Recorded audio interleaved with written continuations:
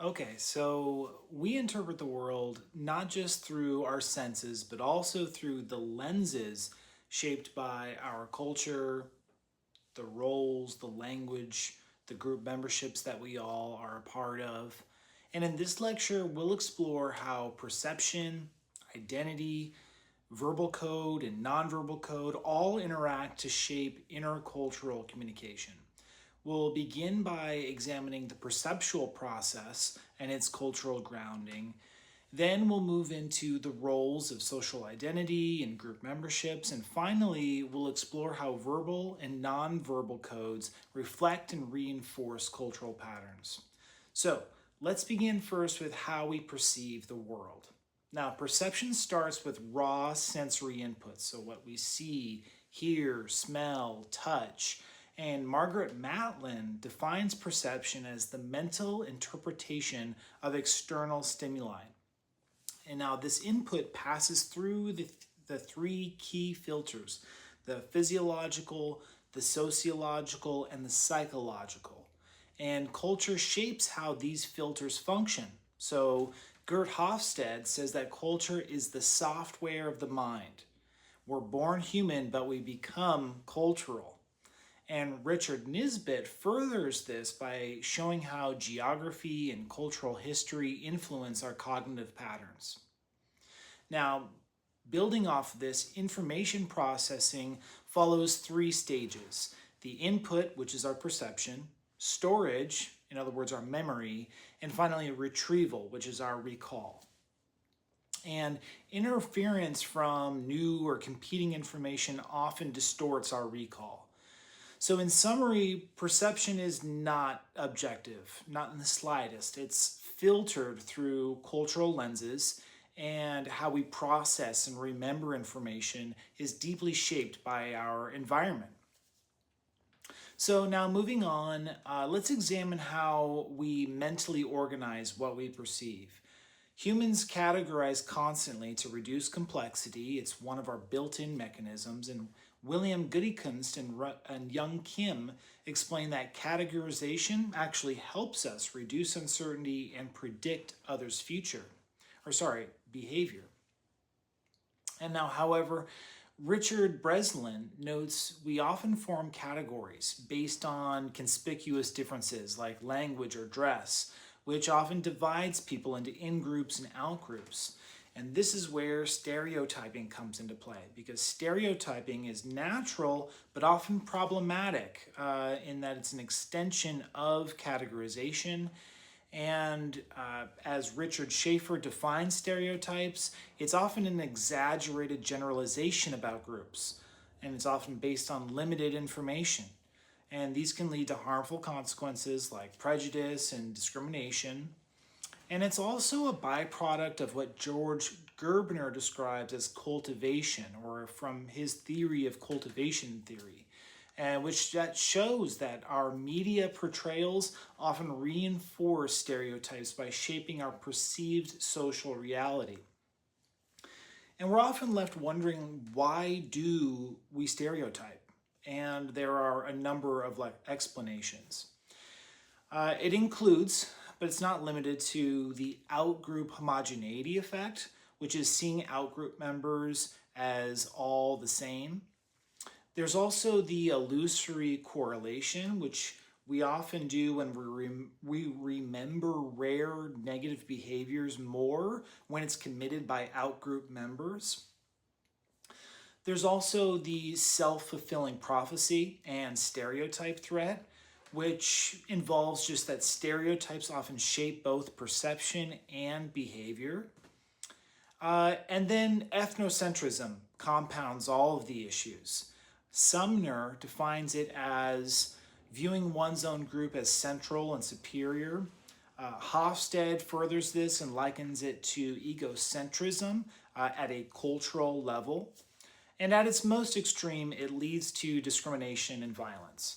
And so, in summary, our mental shortcuts that we have innately within us can often distort reality and promote bias.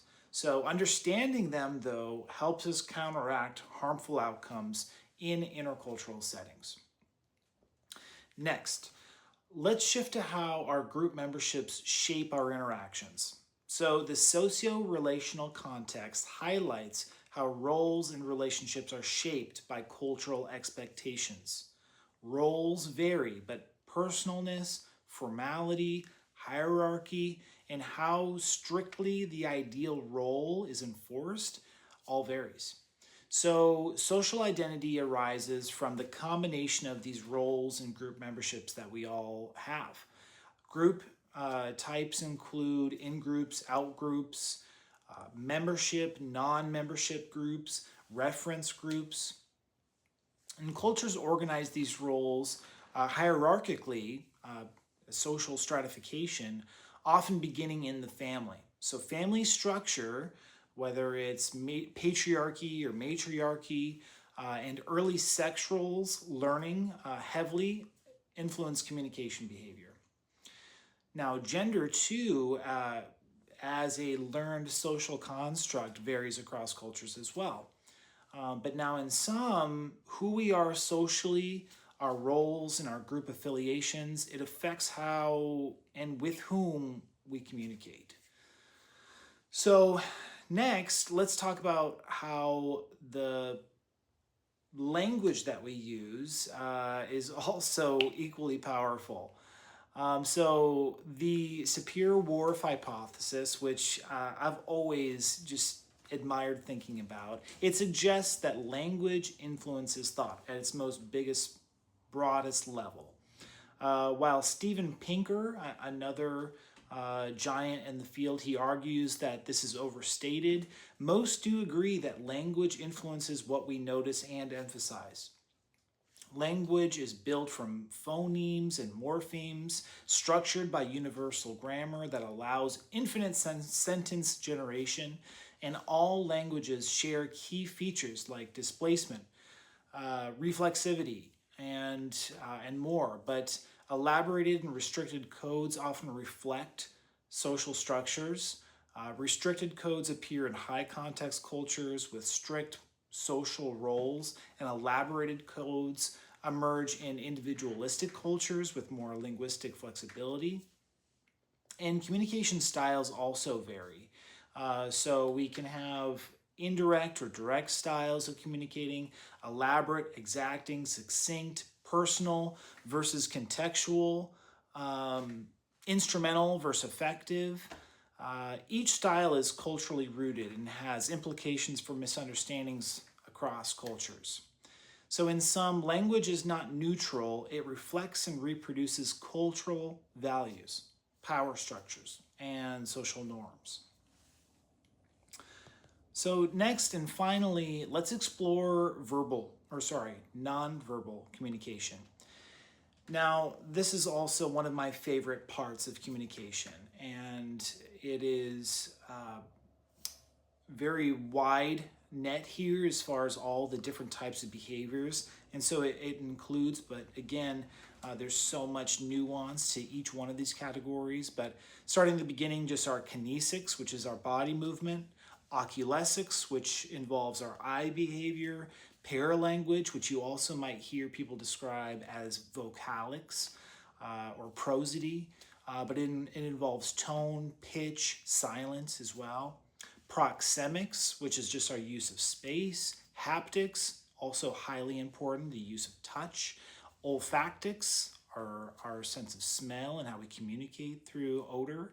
And finally, physical appearance and dress. Not finally. Also, chronemics, which is our use of time.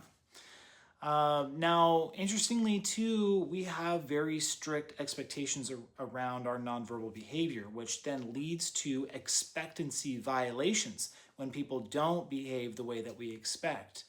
And expectancy violation theory states that we hold cultural expectations for nonverbal behavior. And when they are violated, we make judgments based on our interpretation and, importantly, the source of the situation. So whether we see that violation as positive or negative largely depends on the individual committing that expectancy violation.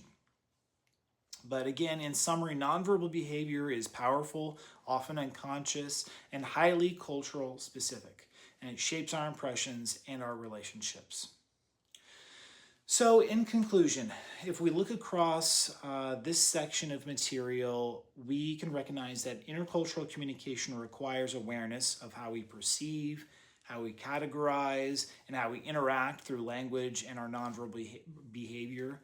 And by understanding these principles, we can just better navigate diverse environments with greater empathy, reduce misunderstandings, and build just more inclusive relationships in both our personal and our professional lives. So, thanks for listening.